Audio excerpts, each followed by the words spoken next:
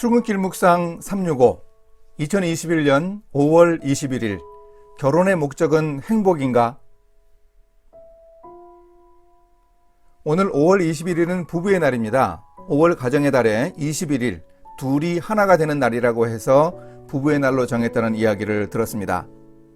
성경에서 말하는 부부의 핵심은 바로 관계입니다. 둘만의 배타적인 관계 속에서 하나님과 언약하고 사랑하는 사이가 바로 부부입니다.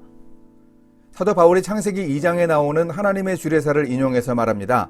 부모를 떠나 둘이 한 몸을 이룬다고 하는 말씀이 부부관계의 비밀을 잘 보여줍니다. 한 몸을 이룬 부부 사이는 나뉘지 않습니다. 아내와 합하여 한 몸을 이룬다는 표현은 종이나 나무판을 악교와 같은 강한 접착제로 붙이는 것을 말합니다. 떼려고 해도 떨어지지 않습니다. 만약 인위적으로 나뉜다면 하나가 된 것을 찢어서 나눌 수밖에 없는 상황이 되는 것입니다. 결혼했던 부부가 나뉘면 그래서 아픔이 크지요. 오늘의 말씀은 마태복음과 에베소서 두 곳입니다. 바리새인들이 예수께 나와 그를 시험하여 이르되 사람이 어떤 이유가 있으면 그 아내를 버리는 것이 옳으니이까? 예수께서 대답하여 이르시되 사람을 지으신 이가 본래 그들을 남자와 여자로 지으시고 말씀하시기를 그러므로 사람이 그 부모를 떠나서 아내에게 합하여 그 둘이 한 몸이 될지니라 하신 것을 읽지 못하였느냐? 그런즉 이제 둘이 아니요 한 몸이니 그러므로 하나님이 짝지어 주신 것을 사람이 나누지 못할지니라 하시니. 마태복음 19장 3절에서 6절. 그러므로 사람이 부모를 떠나 그의 아내와 합하여 그 둘이 한 육체가 될지니 이 비밀이 크도다. 나는 그리스도와 교회에 대하여 말하노라. 그러나 너희도 각각 자기의 아내 사랑하기를 자신같이 하고 아내도 자기 남편을 존경하라. 에베소서 5장 31절에서 33절. 바리새인들의 질문을 보면 알 수 있듯이 그들의 관심이 이혼에 있었던 것을 아십니까? 율법에 따라 이혼하기만 하면 율법을 지켰다고 그들은 생각했습니다. 그들은 합당한 이유가 있다면 아내를 버리는 것에 대해서 어떻게 생각하느냐고 질문했습니다. 당연하다는 뉘앙스를 풍깁니다. 또 그들은 신명기 24장 1절에 나오는 율법을 악용했습니다. 아내에게 수치되는 일이 있으면 이혼 증서를 써서 친정으로 보내라는 구절을 자기적으로 해석했습니다. 누가 보더라도 그 일은 부부의 정죄에 관한 문제인데 수치되는 일을 여러 가지로 해석해서 여러 번 이혼을 해도 율법을 어긴 일이 없다는 가증스러운 자부심을 가졌습니다. 그들이 주장하는 수치되는 일에는 이웃 여인과 싸워서 남편의 명예를 실추시킨 것, 생김새나 목소리가 마음에 들지 않는 것, 심지어 음식을 태우는 것도 포함될 정도였습니다. 그러나 예수님의 관심은 둘이 한 몸을 이루는 결혼의 본래 의미였습니다. 하나님이 짝지어 주신 것을 사람이 나누지 못한다고 말씀하십니다. 예수님은 결혼에 대해 둘이 한 몸이 될지니라 라고 말씀하십니다. 바람직한 가정은 결혼식만 하면 되는 것이 아니고 앞으로 계속 만들어져 가야 함을 강조하셨습니다.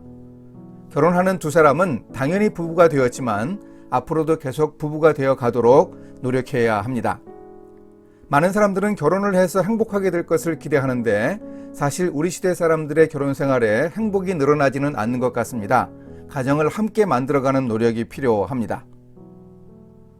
영성신학자 게리 토마스의 결혼 영성의 눈뜨다라는 책에서는 결혼의 목적이 행복이라는 주장은 세상의 광고이니 조심해야 함을 강조합니다. 성경은 결혼의 목적이 행복이 아니라 가정의 거룩함이라고 가르칩니다. 거룩하게 살려면 수도사들처럼 독신으로 살아야 할 것 같지만 결혼한 사람들이 더 거룩해질 수 있습니다. 수도사들이 새벽에 일어나서 기도하는 것이 어려울 것 같지만 아기 우는 소리에 새벽에 자주 깨서 돌봐주는 일이 더 힘들 수 있습니다.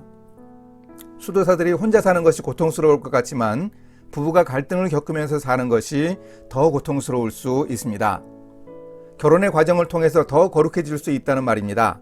가끔 혼자 사는 것이 더 행복하겠다고 느낄 수도 있습니다. 그런데 왜 결혼 생활을 합니까?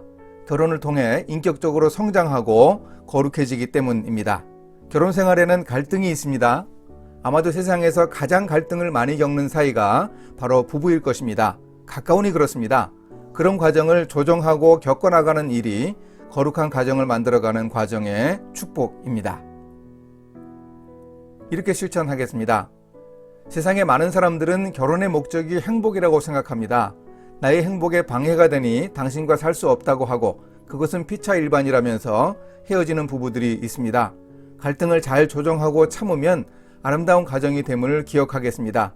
때로는 힘이 들지만 결혼 생활을 통해서 부부가 거룩한 가정을 만들어갈 수 있도록 노력하겠습니다. 함께 기도하십니다. 아담과 하와를 지으시고 첫 주례사를 해주신 하나님, 가정에 대한 하나님의 지침을 명심하겠습니다. 부부가 되었으나 부부가 되어가는 과정임을 기억하고 행복은 결혼의 목적이 아니라 결혼의 결과로 주어지는 은혜임을 깨닫게 도와주소서. 부부가 하나님을 바라보며 거룩한 가정을 함께 만들어갈 수 있도록 인도해 주소서. 예수님의 이름으로 기도합니다. 아멘.